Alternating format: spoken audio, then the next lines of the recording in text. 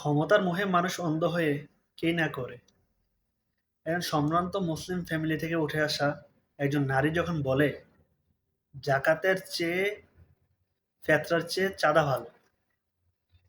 জাকাত এবং ফেতরার চেয়ে নাকি চাঁদা ভালো।"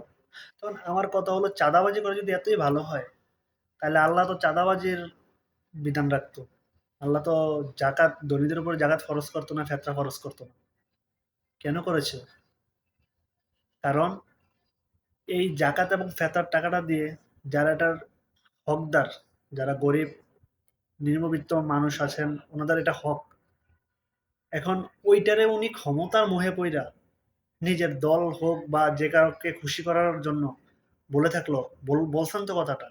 উনি বলতেছে চাঁদাবাজি ভালো জাকাত এবং ফেতরার চেয়ে।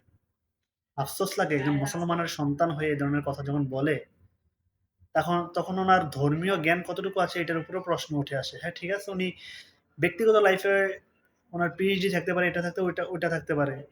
কিন্তু একজন মুসলমানের সন্তান হয়ে যখন জাকাত ফেতরা যে চাঁদাবাজিকে তিনি উত্তম মনে করেন, তখন আমার মনে হয় যে উনার যত জ্ঞান সবকিছু পায়ের সমান তুচ্ছ, পায়ের ধুলোর সমান তুচ্ছ।